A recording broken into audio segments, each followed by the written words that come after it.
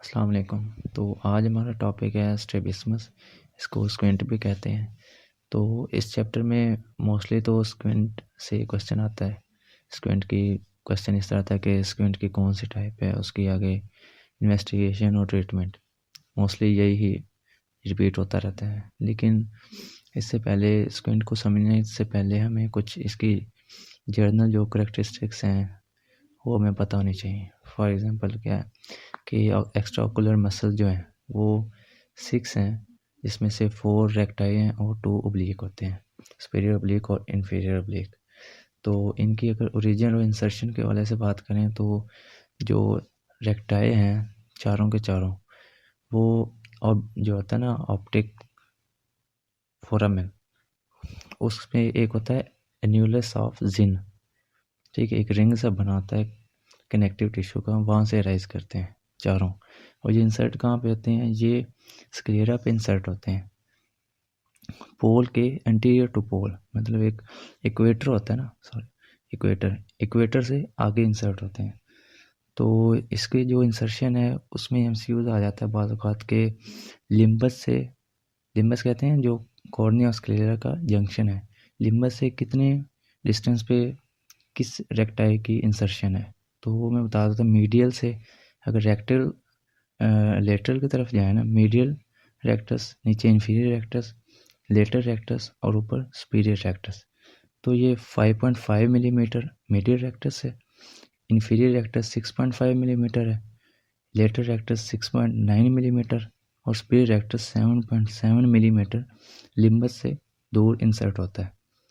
ठीक है, अब आगे ओब्लिक्स की बात करें तो सुपीरियर ओब्लिक जो है ये मीडियल टू ऑप्टिक फोरामेन वहाँ से राइज करता है, आगे इसकी पुल्ली बनी होती है ट्रोक्लिया पे, वहाँ से फिर ये वापस आता है मीडियल साइड पे ना, वापस आता है और ये इक्वेटर के पीछे पोस्टीरियर टू इक्वेटर ये इंसर्ट होता है, किस जगह पे, आउटर और अपर पार्ट ऑफ स्क्लेरा। ठीक है, इसी तरह इन्फीरियर ओब्लिक की बात करें तो ये ऑर्बिटल प्लेट ऑफ मैक्सिला से राइज करता है। ठीक है, और ये आई बॉल के नीचे से घूम के उसके आउटर और अपर जो लोअर पार्ट है स्क्लेरा का, उसके और आउटर पार्ट और बिहाइंड द इक्वेटर इंसर्ट होता है। ठीक है, लोअर और आउटर पार्ट ऑफ स्क्लेरा। और ये इन्फीरियर ओब्लिक जो है ये कि याद रखें कि shortest muscle of extra ocular है, मसल में से सबसे शॉर्टेस्ट है। अगर नर्व सप्लाई की बात करें तो जिस तरह हमारे पास फार्मूला पहले से हम देखते आ रहे हैं LR6SO4 और AO3, letter rectus 6th cranial nerve और जो सुपीरियर ओब्लिक जो है वो 4th क्रेनियल नर्व, बाकी जो है medial rectus, inferior rectus, superior rectus और इन्फीरियर ओब्लिक ये सारे 3rd क्रेनियल नर्व से इनर्वेट होते हैं। अब ब्लड सप्लाई की बात करें तो ऑप्थेल्मिक आर्टरी है जो इन सारे मसल्स को, एक्स्ट्राओकुलर मसल्स को ब्लड सप्लाई प्रोवाइड करती है। ठीक है, एक्शंस अगर देखें तो 2 मसल हैं जिनका सिर्फ एक ही काम है, सिंगल फंक्शन है, मीडियल रेक्टस का एडक्शन, अंदर की तरफ आँख को लेके आना, और लेटर रेक्टस का एबडक्शन है, मतलब बाहर की तरफ लेके जाना।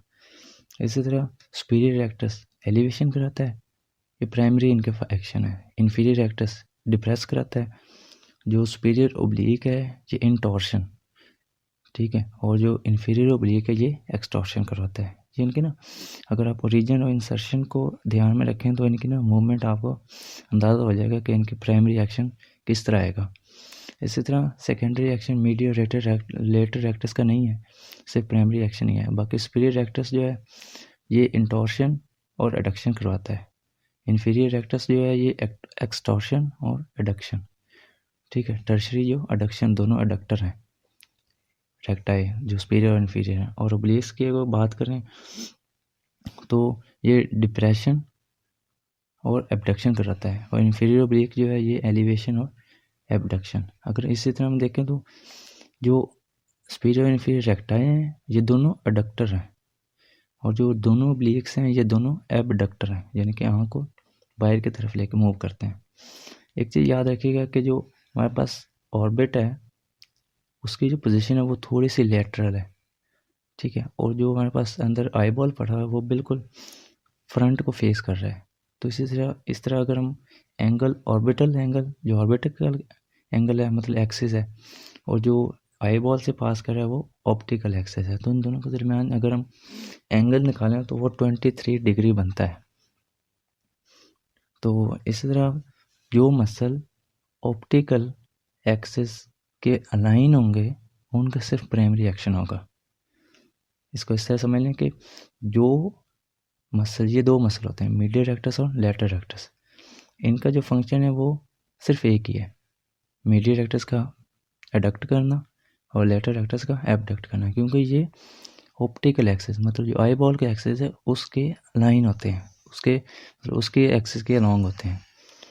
लेकिन जो दूसरे होते हैं सुपीरियर रेक्टस, इंफीरियर रेक्टस और ओब्लिक्स, दोनों वो इस अलाइन में नहीं होते, इसलिए उनका सेकेंडरी और टर्शरी फंक्शन भी है। तो जो सुपीरियर और इंफीरियर रेक्टाई हैं ये 23 डिग्री लेटरली पड़े होते हैं ऑप्टिकल एक्सिस के, और जो ओब्लिक्स हैं ये 51 डिग्री मीडियली पड़े होते हैं। तो इसको अगर हम देखें तो इन दोनों को, रेक्टाइल सुपीरियर इंफीरियर को अगर हम ऑप्टिकल एक्सिस में लाएं तो हमें 23 डिग्री एडक्ट करना पड़ेगा। अगर हम 23 डिग्री एडक्ट करेंगे तो ये क्या हो जाएगा, इसको इस तरह समझा जा सकता है कि जो ग्लोब है इसको अगर हम 23 डिग्री अपोजिट सेंस में एबडक्ट करें, ठीक है, तो फिर ये रेक्टाइल सुपीरियर इंफीरियर के अलॉन्ग आ जाएगा। तो इसमें सुपीरियर रेक्टस सिर्फ सोल एलिवेटर होगा और जो इंफीरियर रेक्टस है वो सोल डिप्रेसर होगा।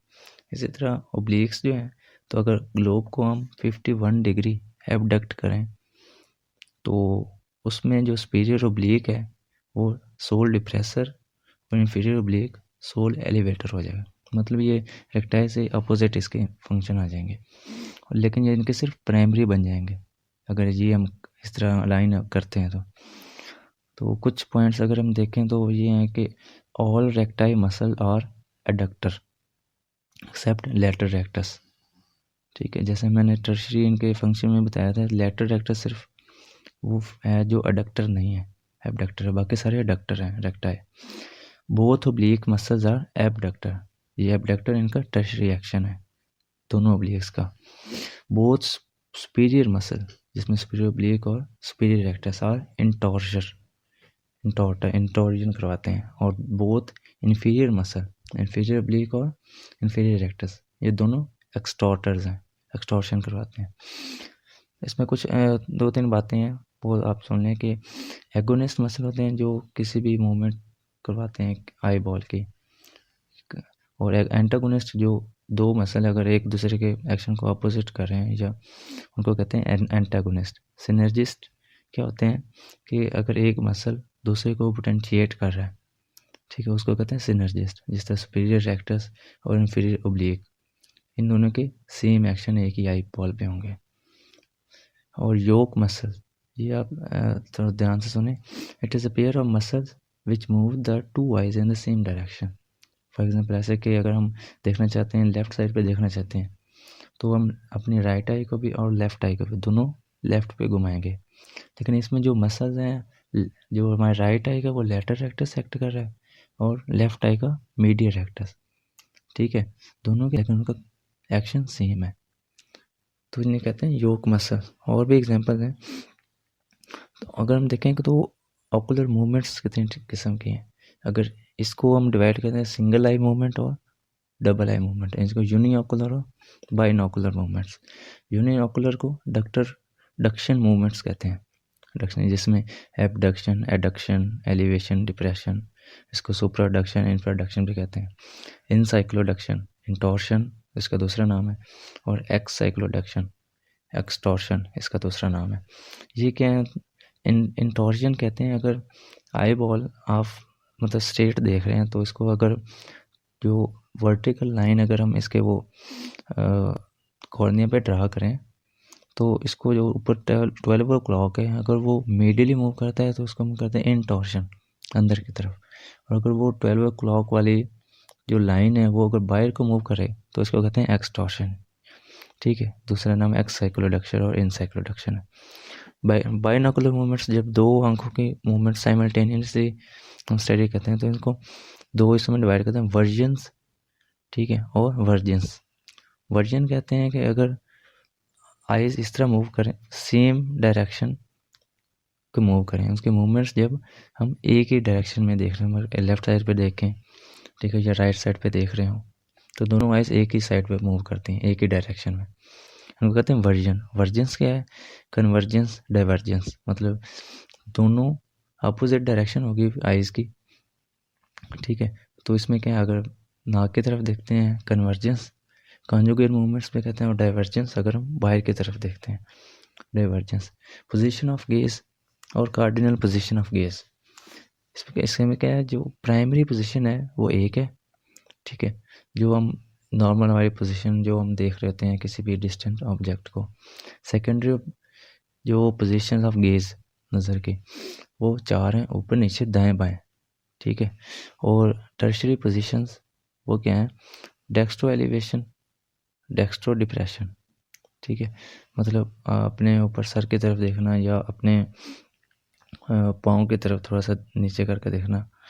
और इसी तरह जो लीवो एलिवेशन, लेफ्ट साइड पे ऊपर देखना, और लीवो डिप्रेशन। कार्डिनल पोजीशन कितनी है? ये 6 हैं, जिसमें टर्शरी पोजीशन सारों आएंगी, चारों की चारों, dextro levo dextro version, dextro elevation, levo elevation, dextro depression और लीवो डिप्रेशन, मतलब 6 साइड पे सारी मूवमेंट्स ये कवर कर लेते हैं कार्डिनल पोजीशन। आगे हमारे पास है बाइनोकुलर सिंगल विजन। इसमें क्या है, बाइनोकुलर दो आंखें, सिंगल विजन, मतलब हम दोनों आंखों से देखते हैं लेकिन हमें पिक्चर एक ही नज़र आती है। दोनों के रेटिना पे पिक्चर अलग अलग बनती है, लेकिन ये माइंड जो है, हमारा ब्रेन है, वो इसको एक सिंगल इमेज के तौर पे लेके आता है। इसको कहते हैं बाइनोकुलर सिंगल विजन। इसमें एक चीज़ याद रखने वाली है कि ये बाय बर्थ ये प्रेजेंट नहीं होता, ये कंडीशन रिफ्लेक्स है, ठीक है, जो मतलब एज के साथ डेवलप होता है। तो और ये स्टार्ट होता है 6 मंथ की उम्र से, और बाद में 2, 3, 4, 5 साल तक ना ये डेवलप हो जाता है, ठीक है, मतलब ये बच्चों में बाय बर्थ उनमें नहीं होता, बाद में डेवलप करता है। तो फैक्टर्स कौन कौन से हैं? नॉर्मल विजन, उसको नज़र ठीक आना चाहिए, तब वो आगे जाके उसको इंटरप्रेट करेगा ना। दोनों आइज कोऑर्डिनेट करनी चाहिए, और ब्रेन में जो विजुअल एरियाज हैं वो इंटैक्ट होने चाहिए। ये 3 फैक्टर्स हैं इनके डेवलपमेंट के। एडवांटेजेस क्या हैं इसमें कि एक तो हमारे पास जो है 3D इमेज बनती है, इस तरह जब दोनों आंखों से एक इमेज नज़र आती है, फील्ड ऑफ व्यू हमारा ब्रॉड हो जाता है, और ये बेटर है यूनिओकुलर विजन से। और जो हमारे पास ब्लाइंड स्पॉट होता है वो इससे ओवरलैप कर जाता है, मतलब ख़त्म हो जाता है, क्योंकि अगर एक आई से देखें कोई एक, वो जब पेरीमेट्री करते हैं विजुअल फील्ड के लिए, तो एक जगह आती है जहाँ पे हमें नज़र आना नहीं आ रहा होता, ठीक है, वो कुछ डिग्रीज तक होता है। तो जब हम ये बाइनोकुलर सिंगल विजन के थ्रू ये ब्लाइंड स्पॉट भी ओवरलैप हो जाता है, इसके एडवांटेजेस हैं।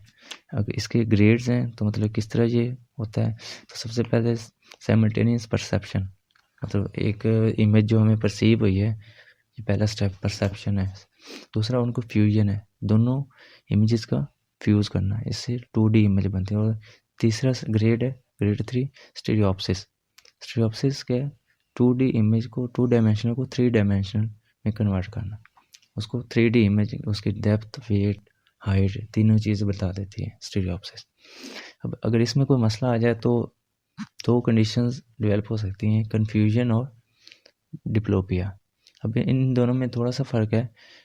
कन्फ्यूजन कहते हैं कि अगर 2 इमेजेस हैं वो डिफरेंट हैं, दोनों आइज पे डिफरेंट इमेज, एक आई पे एक इमेज पड़ रही है, दूसरी पे दूसरी इमेज, दोनों टोटली डिफरेंट हैं, तो दोनों ब्रेन तक जाएंगी, लेकिन हमारे ब्रेन का काम है कि एक ही टाइम पे एक ही इमेज को दिखाना।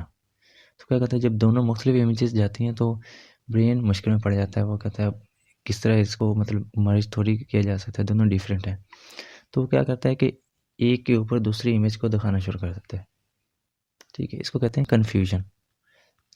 और डिप्लोपिया क्या है, इसमें क्या है कि इमेज एक है, ठीक है, लेकिन वो जो होता है ना, क्योंकि जो इमेज बन रही होती है वो दोनों आइज़ के रेटिना के सेम पॉइंट्स पे ना पड़ रही होती है, और फिर उससे आगे वो परसीव हो रही है, जिससे वो सिंगल इमेज बनती है। लेकिन इसमें क्या होता है कि डिसिमिलर पॉइंट्स पे पड़ रही होती है रेटिना के, ठीक है, जिससे हमें डबल विजन फील होती है। इसमें पिक्चर एक होती है लेकिन रेटिना के 2 पॉइंट्स पे पड़ जाती है जो कॉरस्पॉन्डिंग नहीं होते, ठीक है। इस वजह से हमें वो डबल विजन फील होती है, इसको कहते हैं डिप्लोपिया। ये डिफरेंस आपने याद रखना है। इसको अब आइज़ का काम है कि इसको मिनिमाइज़ करना। वो किस तरह कर सकते हैं, एक तो सप्रेशन है, सप्रेशन क्या है, दूसरा एबनॉर्मल हेड पोस्चर, तीसरा एम्ब्लायोपिया।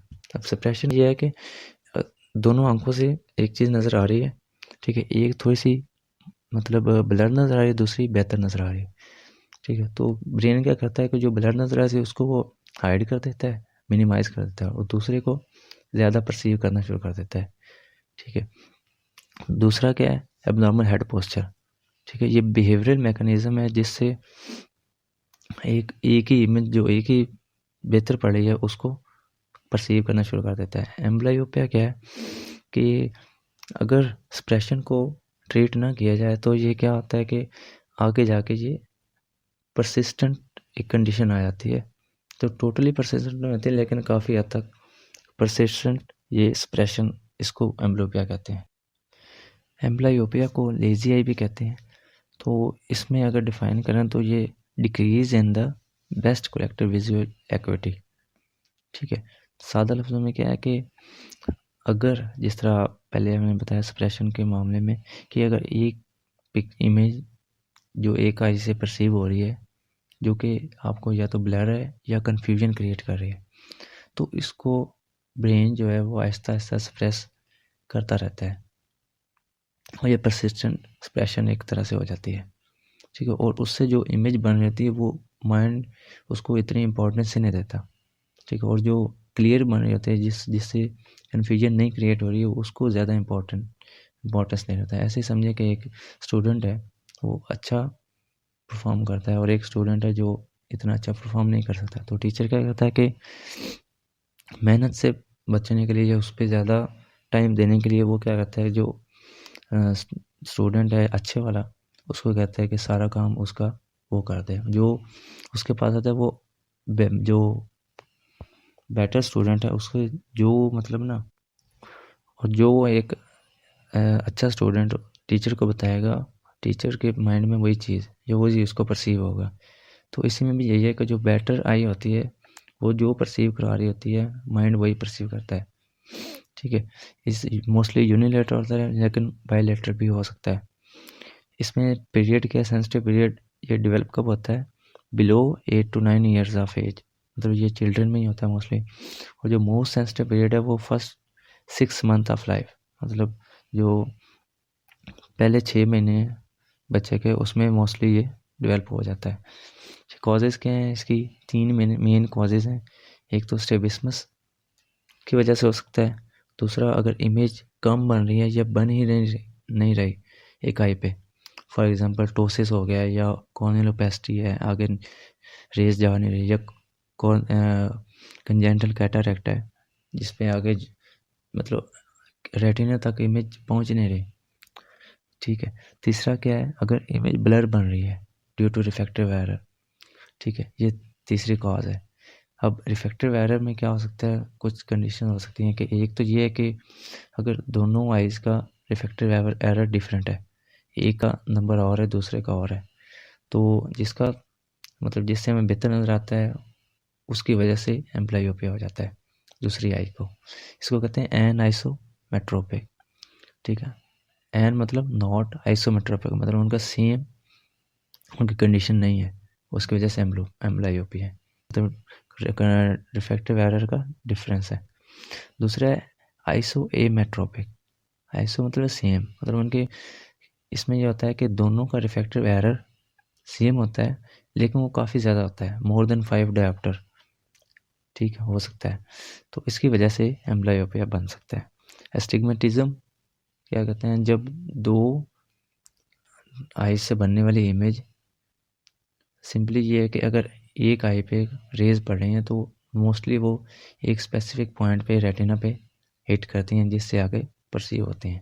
तो इसमें क्या होता है कि मल्टीपल फोकस पॉइंट वन जो होते हैं ना, वो स्टिमुलेट होते हैं रेटिना में, ठीक है, जिसकी वजह से उनके जो एक्सिस पे और उनके जो परसीव है वो एक क्लियर नहीं हो पाती। इसको कहते हैं एस्टिग्मेटिज्म। तो ये ब्लर रिफ्रैक्टिव एरर के ना, तो इसमें क्लिनिकल फीचर्स क्या हो सकते हैं? विजुअल एक्विटी रिड्यूस होगी, ज़ाहिर बात है तीनों जो उसके कॉजेज हैं उसमें तीनों में विजुअल एक्विटी डिक्रीज हो रही है, और ये होती है 2 और मोर देन 2 स्नेलन चार्ट की लाइंस, ठीक है। पिन होल टेस्ट, उसमें कोई इम्प्रूवमेंट नहीं होगी अगर पिन होल से भी आप टेस्ट करें आई को, और क्राउडिंग फिनोमेना प्रेजेंट होगा। Visual acuity reduce, pin hole test no improvement, और क्राउडिंग फिनोमेना क्या होता है कि अगर एक विजन जो बेहतर होती है जब उसको सिंगल वर्ड या सिंगल स्टिमुलस दिया जाए, लेकिन जब मल्टीपल दिए जाएँ तो फिर क्या वो ब्लर होना शुरू हो जाता है, क्राउडिंग फिनोमेना से कहते हैं। ट्रीटमेंट इसका क्या है? जो कॉजेज़ हैं उनको रिमूव कर दो, तो ये इसका ट्रीटमेंट है। कॉज हमारे पास स्ट्रैबिस्मस था, ठीक है, स्ट्रैबिस्मस का ट्रीटमेंट कर दें, वो आगे हम पढ़ेंगे, ठीक है। दूसरा इमेज बने नहीं रही या मतलब थोड़ी बन रही है, जिस तरह कैटरेक्ट को रिमूव कर दें, प्रोसेस को ऑपरेट कर दें, पेस्ट्री कॉर्नियल है कोई। तीसरा ये है कि अगर कोई रिफ्रैक्टिव एरर है उसको कैसे बेहतर किया जा सकता है कि ओक्लूजन, और दूसरा पेनलाइजेशन। ओक्लूजन क्या है कि अगर एक नॉर्मल आई है उसको हम ओक्लूड कर देंगे तो सारे जो विजन का प्रोसेस है वो दूसरी आई जो जिसको रिफ्रैक्टिव एरर कम है, ठीक है, उस पर चली जाएगी। तो इस तरह क्या करेगी वो ज़्यादा एफिशिएंट वर्क करेगी क्योंकि सारा उसी के थ्रू काम लिया जा रहा है। इसको कहते हैं ओक्लूजन। ओक्लूजन नॉर्मल आई की करनी है। पेनलाइजेशन क्या होता है? अगर हम जो नॉर्मल आई है उसमें हम एट्रोपिन डाल दें तो उसका जो पीपल डायलेट कर जाएगा और उसमें विजन में प्रॉब्लम होती है, ठीक है, तो इसको कहते हैं पेनलाइजेशन। इस तरह वही होगा कि रिलेटिवली जो हमारी पुअर आई है जिसमें नज़र का मसला है तो उसमें हमें बेहतर नज़र आना शुरू हो जाएगा, ठीक है, क्योंकि जो नॉर्मल आई है उसको हमने एक तरह से सप्रेस कर दिया, ठीक है। यहाँ पे हमारा ये एम्ब्लायोपिया ख़त्म हो गया। एम्ब्लायोपिया क्वेश्चन आया हुआ है, यूनिवर्सिटी क्वेश्चन है से एक पार्ट के तौर पे आया हुआ है कि व्हाट इज़ एम्ब्लायोपिया, तो उसमें आप इसको डिफ़ाइन कर दें, इसके कॉजेज़ लिख दें और इसका ट्रीटमेंट, जो कॉज का ट्रीटमेंट है तीनों का वो लिख दें। स्ट्रैबिस्मस क्या है? ये स्क्विंट इसको डिफाइन करते हैं misalignment of visual axis of two eyes, मतलब इसको कहते हैं स्क्विंट या स्ट्रैबिस्मस। अब इसमें क्या होता है कि जो विजुअल एक्सिस हैं दोनों आँखों के वो मिसअलाइन होते हैं, मतलब एक का एक्सिस और बना होता है दूसरे का और, जब उनसे इमेज बनती है वो सही नहीं बनती, ठीक है। ऑर्थोफोरिया अगर हम देखें तो ऑर्थोफोरिया आइडियल विजन है, जिसमें ये इस तरह कहना है कि स्ट्रैबिस्मस का ऑपोजिट है। ऑर्थोफोरिया एक नॉर्मल आइडियल कंडीशन है जिसमें एक्सिस दोनों आइज के करेक्ट होते हैं और simultaneously same point of fixation पे एक्ट कर रहे होते हैं। अब अगर इसकी क्लासिफिकेशन की बात करें तो स्ट्रैबिस्मस को दो इसको अगर इसके 3 मेन क्लासिफिकेशन है, एक एपरेंट स्क्विंट या स्यूडो स्क्विंट जिसको कहते हैं, दूसरा लेटेंट स्क्विंट हेट्रोफोरिया कहते हैं जिसको, और तीसरा है मैनिफेस्ट स्क्विंट या हेट्रोट्रोपिया। अब एपरेंट स्क्विंट क्या है या सूडो स्क्विंट, नाम से जाहिर है कि ये रियल नहीं होता है, इसमें क्या होता है सिर्फ अपीयर होता है कि ये स्क्विंट है, लग रहा होता है कि स्क्विंट है, लेकिन उसके जो एक्सिस बन रहे होते हैं विजुअल एक्सिस वो पैरेलल बन रहे होते हैं, तो उसमें मसला नहीं होता। ये किस कंडीशन में हो सकता है? या तो प्रोमिनेंट एपिकेंथल फोल्ड उसकी वजह से लग सकता है, या दोनों आइज़ की वाइड सेपरेशन, ठीक है, उसकी वजह से लग सकता है कि सूडो स्क्विंट है। दूसरी हमारे पास इसकी टाइप जो थी लेटेंट स्क्विंट हेट्रोफोरिया। लेटेंट क्या? लेटेंट नाम से जाहिर कि अभी है नहीं लेकिन हो सकता है। It is a tendency for deviation और मिसअलाइनमेंट ऑफ आइज, ठीक है। इसको स्प्रेस किसने किया होता है? फ्यूजन मैकेनिज्म ने, जो हमारे पास पहले हमने बाइनोकुलर सिंगल विजन में कि फ्यूजन एक मैकेनिज्म जो दोनों आइज के विजुअल फील्ड को कंबाइन करता है। उसकी वजह से इसको स्प्रेस होता है। इसकी टाइप्स क्या हो सकती हैं? इज़ोफोरिया, एक्सोफोरिया।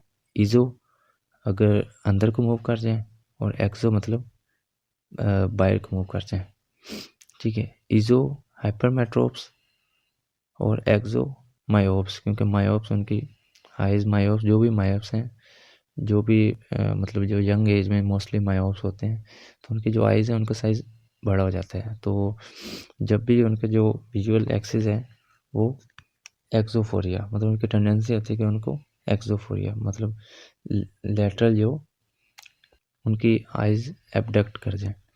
क्लिनिकल फीचर्स के हैं, हेडेक हो सकती है, difficulty in changing focus, photophobia और क्राउडिंग फिनोमिना, जिस तरह पहले हमने बात की। इसको डायग्नोसिस का 3 तरह से होता है। कवर एंड कवर टेस्ट, जो फोरिया या टेंडेंसी को फाइंड करने के लिए। Maddox rod test, Maddox wing test, ठीक है। करेक्ट कैसे करते हैं? फैक्टर एरर को रिमूव कर दें, ऑर्थोप्टिक एक्सरसाइज, प्रिज्म्स यूज़ कर दें जो क्लासेस में, और सर्जिकल ट्रीटमेंट। हमारे पास है हेट्रोट्रोपिया, ये मैनी स्क्विंट की थर्ड टाइप। ये रियल स्क्विंट है। इसकी क्लिनिकल टाइप्स हैं और एटियोलॉजिकल टाइप्स। क्लिनिकल टाइप्स जो हैं वो डायरेक्शन पर डिपेंड करते हैं कि किस डायरेक्शन में आई मूव कर गई है। इजोट्रोपिया, एक्सोट्रोपिया, हाइपर ऊपर को, हाइपो नीचे अगर डेविएट कर गया है। इनसाइक्लोट्रोपिया और एक्साइक्लोट्रोपिया। और एटियोलॉजिकल टाइप्स 2 हैं और यही आगे एक्सप्लेन की हुई हैं। इसमें नॉन पैरालिटिक और पैरालिटिक है। नॉन पैरालिटिक से नाम से ज़ाहिर है कि इसमें कोई पैरालिसिस नहीं होता, ना कोई नर्व फाइबर का डैमेज होता है। और जो पैरालिटिक है इसमें नर्व फाइबर का डैमेज आ जाता है, मतलब जो एक्स्ट्राओकुलर मसल्स को नर्व इनर्वेट कर रही हैं उनमें मसला आ जाता है। 3rd, 4th और 6th क्रेनियल नर्व। अब नॉन पैरालिटिक को अगर हम देखें तो इसमें क्या होता है कि amount of deviation in the squint type, तो उसके जो डेविएट करने की कितना डेविएट करते हैं वो सेम रहती है। जब गेज मतलब हम इधर उधर नज़र करें, ऊपर नीचे दाएं बाएं देखें, तो उसमें फिर फ़र्क नहीं आता। जो डेविएशन कितना डेविएट करती है वो उसने उतना ही रखना है, कम ज़्यादा नहीं होता। Amount of deviation remain same in all direction of gauge. और इसमें कोई भी ऑकुलर मूवमेंट लिमिट नहीं होते, जैसे मैंने कहा, क्योंकि ऑकुलर मिनट जो मूवमेंट है वो तभी उसमें कॉम्प्रोमाइज़ होनी जब उसके जो नर्व सप्लाई कॉम्प्रोमाइज़ होनी है, और वो इसमें नहीं है, वो पैरालिटिक में होती है, ठीक है। इसकी जो टाइप्स हैं वो कन्वर्जेंट स्क्विंट या इजोट्रोपिया और डाइवर्जेंट स्क्विंट या एक्सोट्रोपिया, ठीक है। आगे जो इजोट्रोपिया है वो आगे फिर क्लासीफाई होती है, कंजेंटल हो सकती है या एक्वायर्ड। एक्वायर्ड किस वजह से होते हैं? कंजेंटल तो बाय बर्थ हो गई, एक्वायर्ड मतलब लाइफ में किस वजह से हो सकती है? या refractive type, accommodative refractive type, accommodative non refractive type, और मिक्स्ड टाइप, मतलब दोनों का कॉम्बिनेशन। एक्सोट्रोपिया जो डाइवर्जेंट स्क्विंट है और नॉन पैरालिटिक है, तो उसमें वो भी कंजेंटल कॉज भी हो सकता है उसका, इंटरमिटेंट मतलब कुछ तो वक्फे से थोड़ी देर के लिए, या कांस्टेंट। अगर वो इंटरमिटेंट को ट्रीट ना किया जाए तो वो कांस्टेंट में कन्वर्ट हो जाता है। और सेकेंडरी एक्सोट्रोपी। अगर हम कॉजेज़ की बात करें तो नॉन पैरालिटिक के क्या कॉजेज़ हो सकते हैं? रिफ्रैक्टिव एरर, ठीक है, abnormal ratio of accommodation, convergence to accommodation, AC to A ratio. और कन्वर्जेंस सेंटर अगर मसला बन गया है, डाइवर्जेंस सेंटर, ठीक है, और defective fusion mechanism, decompensated phoria, sensory interference या हेरिडिटरी भी हो सकता है। इसके क्लिनिकल फीचर्स में ऑनसेट इसका ग्रेजुअल मोस्टली होता है और रेयर होता है कि सडन हो जाए, मोस्टली ग्रेजुअल ऑनसेट। एज इसकी कंजेंटल है तो बाय बर्थ होगा, और क्वायर्ड है तो after 6 month. Ocular movements limit नहीं होती, डेविएशन यूनिओकुलर अल्टरनेट दोनों हो सकती हैं। डिप्लोपिया इसमें नहीं होता आमतौर पे। और प्राइमरी और सेकेंडरी डेविएशन, इसमें डिफरेंस नहीं होता। प्राइमरी डेविएशन की अगर बात करें, क्या होता है कि अगर एक आई में मसला है और जो नॉर्मल आई है उसको अगर हम एक फिक्स पॉइंट पे फिक्स कर दें और देखें कि जो डेविएट जो एबनॉर्मल आई है वो कितना डेविएट करते हैं, अगर उसको मेजर करें ये प्राइमरी डेविएशन होती है। अगर इसके अपोजिट क्या है, सेकेंडरी डेविएशन। इसमें क्या होता है कि जो एबनॉर्मल आई है या स्क्विंटेड आई है, अगर उसको हम एक जगह पे फिक्स करें, प्राइमरी पोजीशन पे फिक्स करें बस जो फॉरवर्ड, तो क्या होता है कि जो नॉर्मल आई है वो ज़्यादा डेविएट कर जाती है दूसरी के एबनॉर्मल की निस्बत। इसको कहते हैं सेकेंडरी डेविएशन। तो इसमें वो मसला नहीं आता, कोई फ़र्क नहीं होता प्राइमरी या सेकेंडरी डेविएशन में। इसमें ये क्या होता है, मेन जो है वो एम्ब्लायोपिया होता है। एम्ब्लायोपिया मेन इसका पॉइंट है, एम्ब्लायोपिया इज प्रेजेंट। असेसमेंट, ये क्वेश्चन आया हुआ है कि आगे क्वेश्चन इस तरह आता है कि नॉन पैरालिटिक की कोई टाइप, उसका डायग्नोसिस आ जाता है और आगे आ जाता है कि उसको असेसमेंट या उसकी इवैल्यूएशन कैसे करनी है, उसका ट्रीटमेंट कैसे है। तो ये आप ध्यान से देखिएगा कि असेसमेंट और एग्जामिनेशन और ट्रीटमेंट, ये 3 पॉइंट्स हैं। इनमें आगे इसके जो मेन फैक्टर्स आते हैं। असेसमेंट में सबसे पहले किसी भी चीज़ का हिस्ट्री इम्पॉर्टेंट होती है। History on age of onset कब हुई, हिस्ट्री ऑफ एक्यूट इलनेस कब ज़्यादा मसला बना, हेड इंजरी तो नहीं हुई, फैमिली हिस्ट्री तो नहीं इसकी, या प्रीवियस ट्रीटमेंट तो नहीं हुआ, तो ये असेसमेंट में आता है। एग्जामिनेशन, कौन कौन से एग्जामिनेशन रिक्वायर्ड होते हैं नॉन पैरालिटिक के लिए। विजुअल एक्टिविटी सबसे मेन जो बेसिक है। दूसरा एक्स्ट्राकुलर मूवमेंट्स चेक करते हैं।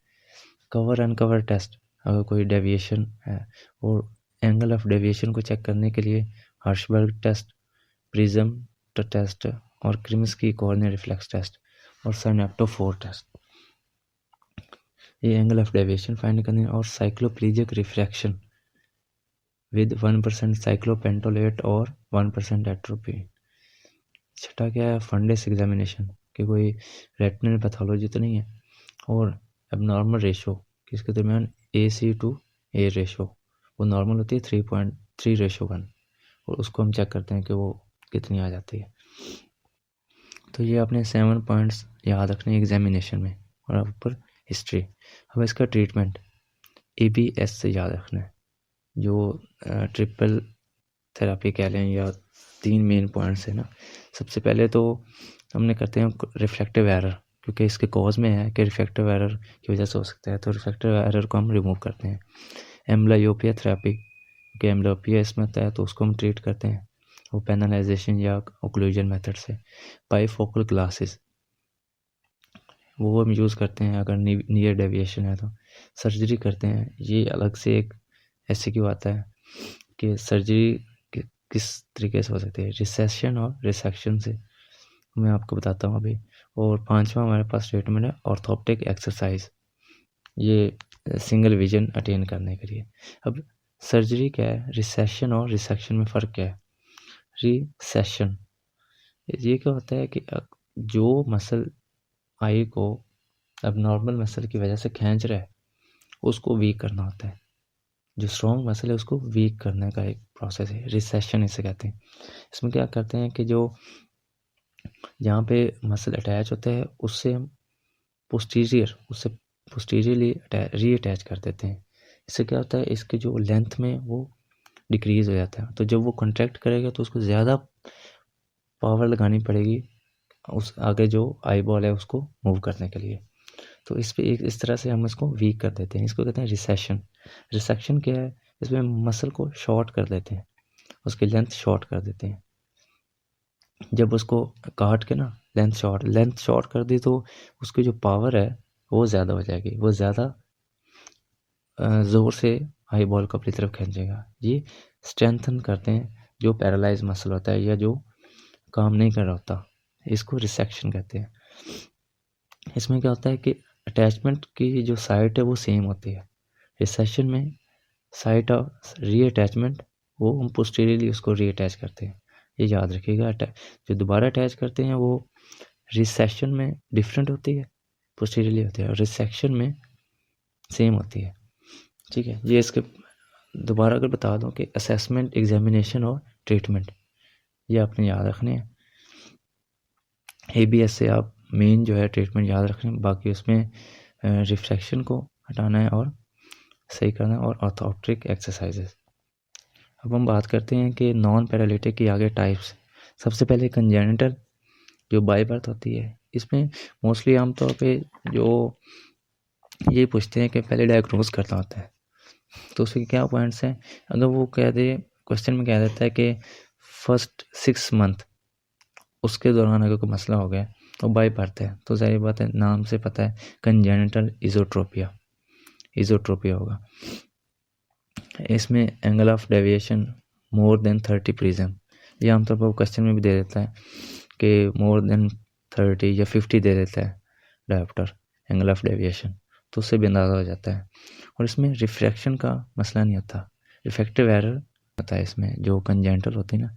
फिक्सेशन अल्टरनेट ये भी कह देता है, और क्रॉस फिक्सेशन जिसमें कहता है child uses left I in right gauge, cross fixation. तो इसको ट्रीट करने के लिए वही पिछले जो आमतौर पे ये होता है कि ये लेस देन 6 मंथ उसमें ही स्टार्ट होता है, तो उसको जो आइडियल इसका जो ट्रीटमेंट ऑप्शन है वो है कि 1 साल तक इसको ट्रीट कर लिया जाए, और मैक्सिमम जो है 2 साल तक इसको ट्रीट कर लिया जाए। ये भी क्वेश्चन है कि उसके जो ट्रीटमेंट है सर्जिकली वो कब करना चाहिए, तो 1 साल तक या मैक्सिमम 2 साल तक। ये कंजेनिटल इजोट्रोपिया जो नॉन पैरालिटिक है उसका ट्रीटमेंट है। इसी में एक क्वेश्चन आता है कि वो दे देता है कि 1 ईयर ओल्ड गर्ल, 1 साल की बच्ची है, वो कन्वर्जेंट स्क्विंट है, इजोट्रोपिया है, तो उसमें डिफरेंशियल डायग्नोसिस कौन से हो सकते हैं। ठीक है, अब कन्वर्जेंट है, आई अंदर को मूव कर रही है, एक तो 6 नर्व पालसी जो लेटर रेक्टस है वो काम नहीं कर रहा, डिफरेंशियल में आ सकता है 6 नर्व पालसी।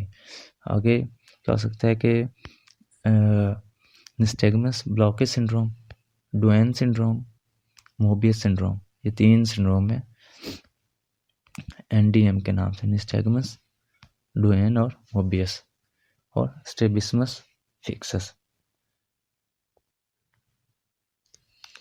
इसकी जो मोस्टली जो हाइपरमेट्रोपिया वो आपको बता देगा, और इसके टाइप्स हैं रिफ्रैक्टिव और नॉन रिफ्रैक्टिव। रिफ्रैक्टिव जारी बात है जिसमें रिफ्रैक्शन का मसला आ जाएगा। नॉन रिफ्रैक्टिव जिसमें कुछ ना कुछ हो सकता है कि रिफ्रैक्शन का मसला हो, लेकिन मोस्टली कुछ और मसला होगा। तो कन्वर्जेंट स्क्विंट है, और अगर इसके ट्रीटमेंट में आए तो फुली अकोमोडेटिव जो है ना, उसमें हम करते हैं करेक्ट विद ग्लासेस, क्योंकि पूरी वो अकोमोडेशन पे और रिफ्रैक्टिव अकोमोडेटिव, उसको हम अगर ग्लासेस लगा दें तो उसका स्क्विंट कन्वर्जेंट जो है वो ठीक हो जाता है। लेकिन जो पार्शली अकोमोडेटिव इजोट्रोपिया है उसको, क्योंकि पार्शली है, उसको एक तो हम करेंगे कि उसको ग्लासेस लगाएंगे, दूसरा एम्ब्लायोपिया ट्रीट करेंगे, तीसरा सर्जरी करेंगे। ये कहा हुआ है कि क्वेश्चन हुआ है कि रिफ्रैक्टिव अकोमोडेटिव इजोट्रोपिया जो है, ठीक है, उसमें रेटिनोस्कोपिक फाइंडिंग्स क्या है, वो 2 हैं। एक तो ये है कि primary deviation equal to secondary deviation, मैंने पहले भी आपको बताया। दूसरा ये है कि हाइपोप्लेजिया ऑफ मैकुला, ये रेटिनोस्कोपिक फाइंडिंग्स है, हाइपोप्लेजिया ऑफ मैकुला, और दूसरा primary deviation equal to secondary deviation.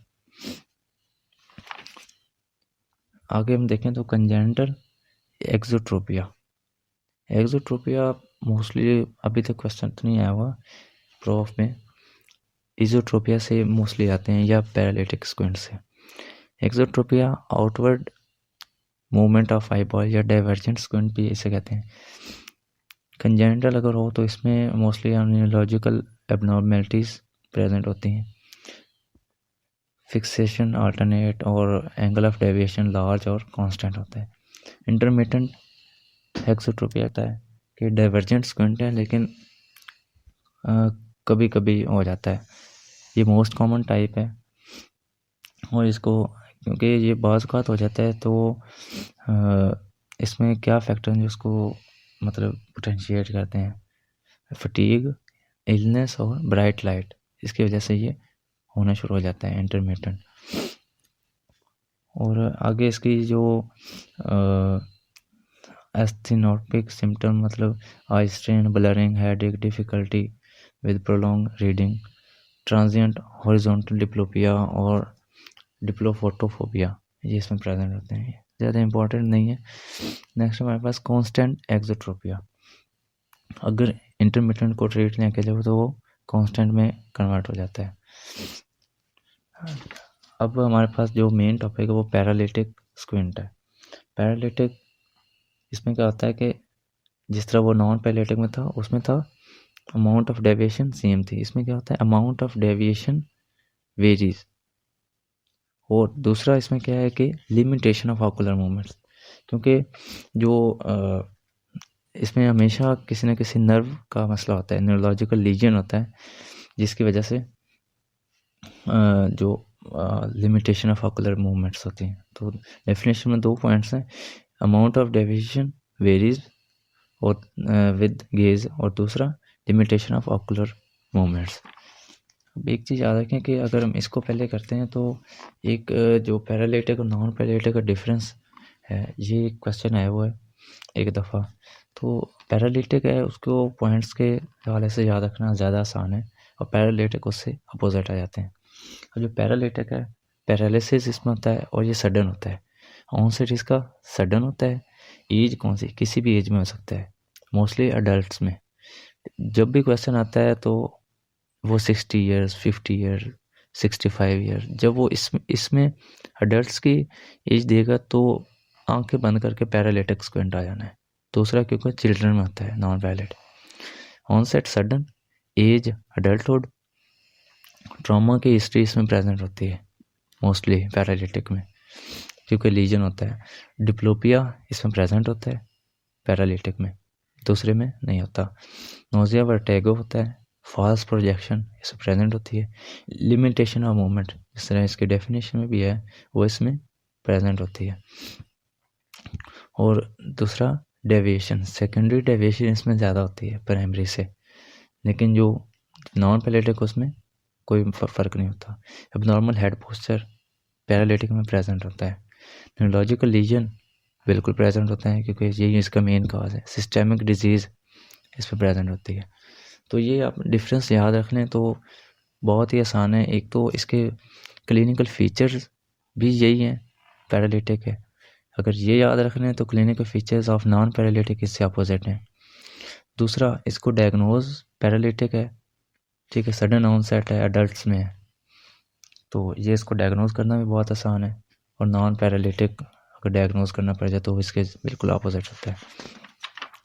अब नॉन पैरालिटिक के कॉजेज़ क्या सकते हैं, कंजेंटल और एक्वायर्ड दोनों कॉज हो सकते हैं। कंजेंटल बाय बर्थ, एक्वायर्ड में आई से याद रखिएगा, आई से इन्फेक्शन हो सकता है, आई से इस्कीमिया, आई से इन्फ्लेमेशन, आई से इन्फिल्ट्रेशन बाय ट्यूमर्स, और आई से raised intracranial pressure.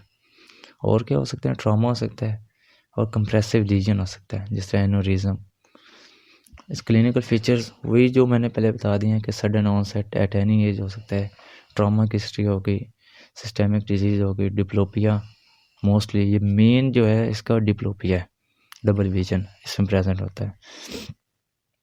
Ocular movements restricted होती हैं, secondary deviation more than primary deviation, और एबनॉर्मल हेड पोस्चर, ये इसके क्लिनिकल फीचर्स हैं। ये भी एक क्वेश्चन आया हुआ कि क्लिनिकल फीचर्स या दूसरे लफ्ज़ों में वो साइन एंड सिम्टम्स कह देते हैं, तो वो भी बात है कि ये क्लिनिकल सिम्टम्स ही, क्लिनिकल फीचर्स, ये क्वेश्चन एक दफ़ा आया हुआ है। असेसमेंट कैसे करनी है, जिस तरह वो assessment of non paralytic squint है, इसी तरह असेसमेंट ऑफ पैरालिटिक स्क्विंट, काफ़ी पॉइंट्स इन दोनों के मिलते हैं आपस में। तो ये भी एक क्वेश्चन है कि इसको असेस, पहले वो डायग्नोज करता है पैरालिटिक स्क्विंट का, जब वो हो जाता है फिर वो कहता है इसको असेसमेंट इसकी क्या है, फिर उसका ट्रीटमेंट जिस तरह पहले था। असेसमेंट में वही history, mode of onset, surgical history, systemic disease, trauma, age of onset. दूसरा एग्जामिनेशन, एग्जामिनेशन में मोस्टली उससे पॉइंट्स मिलते हैं। विजुअल एक्टिविटी सबसे पहले, एक्स्ट्राकुलर मूवमेंट्स, उसके बाद डेविएशन मेजर करनी है इसमें, और cover and cover test, deviation है कि नहीं है और उसको मेजर करना है। हर्शबर्ग टेस्ट, प्रिज्म और साइनेप्टोफोर से।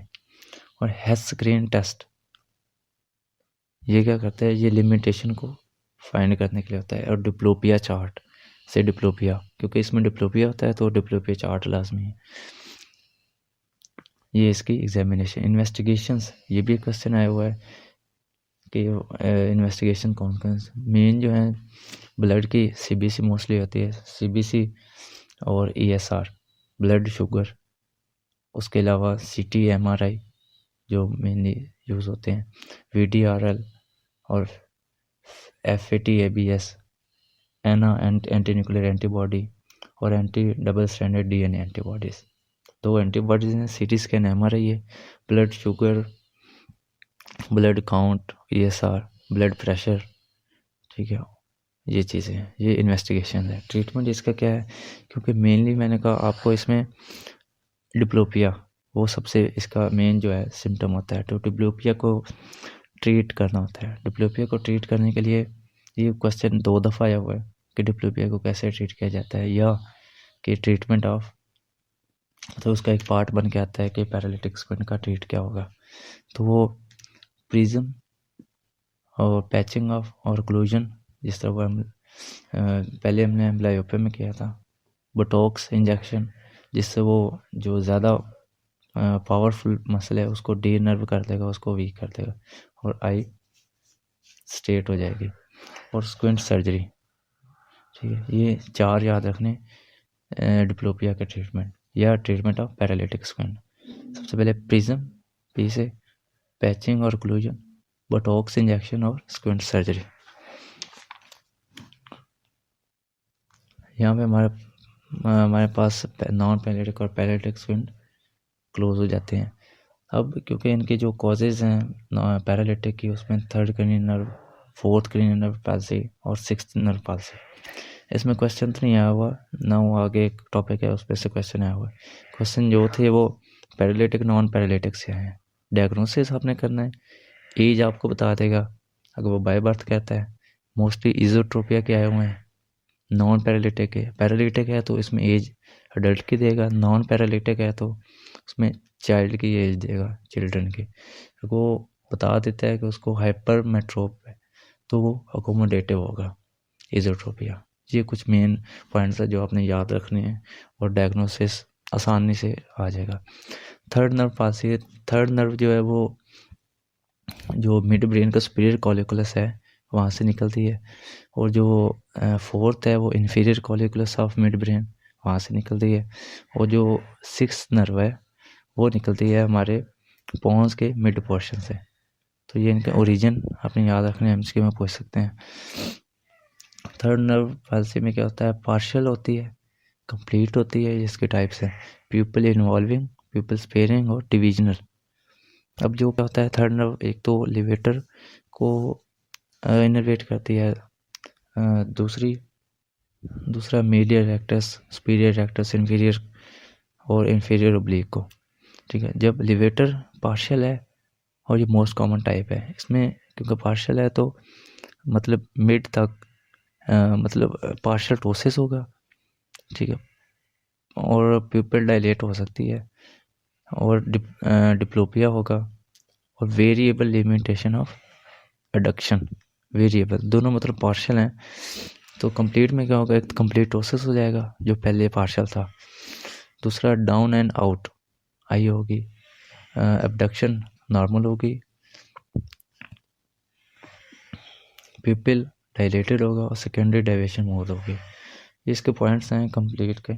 और जो प्यूपिल इन्वॉल्विंग 3rd नर्व पाल्सी है वो मोस्टली सर्जिकल लीजन से होती है, जिसमें सुपरफिशियल पैरासिम्पैथेटिक फाइबर इन्वॉल्व होते हैं। और जो प्यूपिल स्पेयरिंग 3rd नर्व पाल्सी है वो मेडिकल लीजन्स में क्या हो सकता है, सेंट्रल फाइबर उसके इन्वॉल्व होते हैं, और ये डायबिटीज़, हाइपरटेंशन इसके मेन कॉजेज़ हैं। अगर डिविजनल 3rd नर्व पाल्सी, इसमें कोई डिवीजन उसके सुपीरियर या इन्फीरियर, क्योंकि उसके डिवीजन होती है 3rd नर्व की, ये सुपीरियर डिवीजन इन्वॉल्व होती है या इन्फीरियर डिवीजन। इसमें मोस्टली इसका कॉज क्या होता है, कैवर्नस साइनस में या ऑर्बिट में कोई लीजन हो जाए। 4th नर्व पाल्सी जो है इसमें, क्योंकि फोर्थ नर्व जो है सुपीरियर ओब्लिक को इनर्वेट करती है। सुपीरियर ओब्लिक का जो फंक्शन है वो कॉम्प्रोमाइज़ होता है। मोस्टली इसका जो कॉमन काजेज हैं वो वास्कुलर लीजन्स, जिस तरह डायबिटीज़, हाइपरटेंशन है, पीछे भी हमने देखा, और ट्रॉमा। इसमें क्या होता है, वर्टिकल डायप्लोपिया, वर्टिकल डिप्लोपिया इसमें प्रेजेंट है, और रीडिंग में मसला आता है या नियर डिस्टेंस में। इसमें जो पेशेंट होता है वो हेड टिल्ट के साथ आता है, और डायग्नोसिस हमने उसके जो आई है वो ऊपर को हाइपरट्रोपिया, मतलब एलिवेट हुई जाती है, हाइपरट्रोपिया। नॉर्मल पोजीशन में उसकी आई ऊपर को गई होगी। ये फोर्थ नर्व पाल्सी है, और इसको डायग्नोसिस पार्क 3 स्टेप टेस्ट और डबल मेडॉक्स रॉड टेस्ट, इससे इसको डायग्नोस किया जाता है। इसमें वी अगर बायलेटरल फोर्थ नर्व पाल्सी होती है तो किस कंडीशन में, तो वो मोस्टली हेड ट्रॉमा के बाद होती है, और इसमें क्रॉस्ड हाइपरट्रोपिया और एक्साइक्लोट्रोपिया ऑफ 10 डिग्री या ग्रेटर, वी पैटर्न इजोट्रोपिया, ये याद रखना है, वी पैटर्न इजोट्रोपिया होता है ये बायलैटरल में। और आगे इसकी 6 नर्व पाल्सी जो है उसमें माइक्रोवास्कुलर रीजन, डायबिटीज़, हाइपरटेंशन। अगर आप देखें तो डायबिटीज़ और हाइपरटेंशन ये तकरीबन तीनों में ही आ जाती है, और ये मोस्टली यही आजकल मसाइल की जड़ है। इसमें क्या होता है, हॉरिजॉन्टल डिप्लोपिया होता है 6 नर्व पाल्सी में,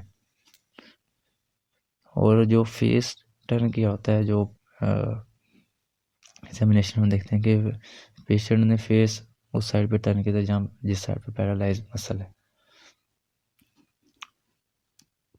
तो एक यूनिवर्सिटी क्वेश्चन आया था कि हॉरिजॉन्टल डिप्लोपिया है, वैसे तो ये 6 नर्व पाल्सी बनती है, लेकिन मतलब उसके आंसर में अगर आप पैरालिटिक स्क्विंट, क्योंकि ये 6 नर्व पाल्सी उसी की आगे कॉज है पैरालिटिक स्क्विंट की, तो आप ये लिख दें या वो लिख दें, पैरालिटिक स्क्विंट लेके इसको 6 नर्व पाल्सी को ब्रैकेट के अंदर लिख दें, क्योंकि ये उसमें आया हुआ था हॉरिजॉन्टल डिप्लोपिया है उसको पेशेंट को, तो ये आगे वो पैरालिटिक स्क्विंट था एक।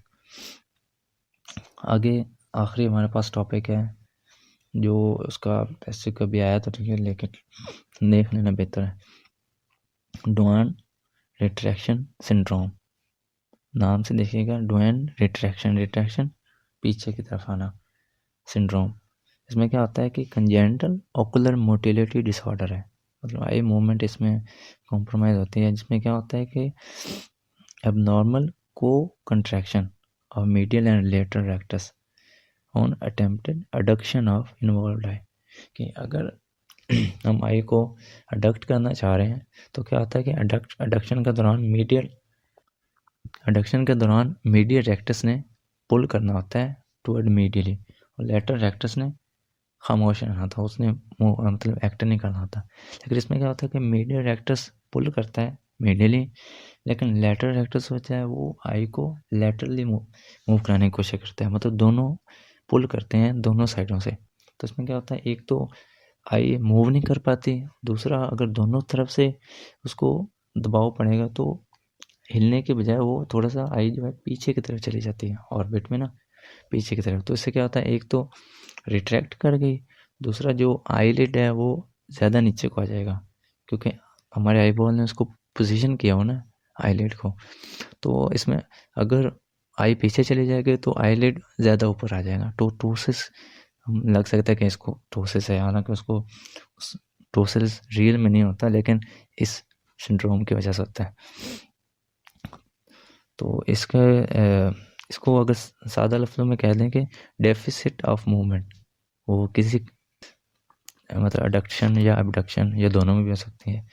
मोस्टली केसेस इसके स्पोरेडिक हैं, और 5-10% ऑटोसोमल डोमिनेंट और 15% बायलैटरल होते हैं।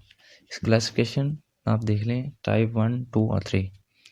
डी से याद रखना है, डी टाइप 1 में 1 डी आएगा, एबडक्शन में 1 डी, लिमिटेड एबडक्शन। अब एबडक्शन लिमिटेड है तो एबडक्शन नहीं हो रही तो आई अंदर को आ जाएगी, इजोट्रोपिया, limited abduction with इजोट्रोपिया in primary position, ये टाइप 1 है। 2 में 2 डी है, 2 डी एडक्शन है, एक वर्ड में 2 डी एडक्शन। तो इसमें क्या होता है, लिमिटेड एडक्शन होती है, टाइप 3 में 3D, एक एडक्शन के 2D और abduction, limited abduction and adduction, ठीक है। ये टाइप 3 है। मोस्टली जो होती है वो टाइप 1 होती है जिसमें लिमिटेड एबडक्शन होती है और आई जो है वो अंदर को मूव की जाती है।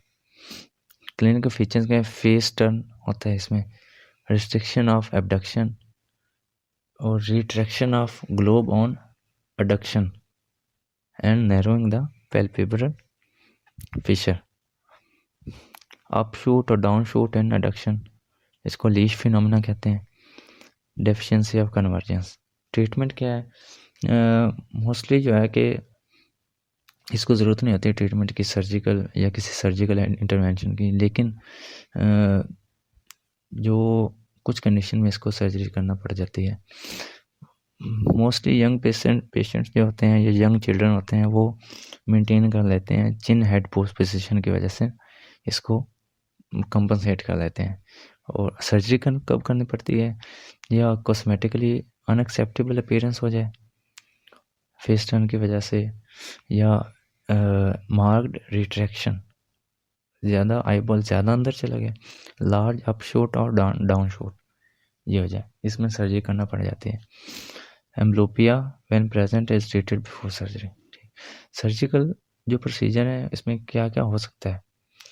सर्जरी एक चीज़ याद रखिए, सर्जरी टोटली रिमूव नहीं करती इस कंडीशन को, नॉर्मलाइज नहीं कर सकती ऑकुलर मूवमेंट्स को, कुछ बेहतर कर सकती है। टाइप 1 में क्योंकि 1D था एबडक्शन नहीं हो रही थी, ठीक है, तो उसमें क्या करते हैं, रिसेशन ऑफ मीडियल रेक्टस को थोड़ा सा वीक कर दिया, रिसेशन होती है, ठीक है, तो फिर वो एबडक्शन होना स्टार्ट हो जाएगी।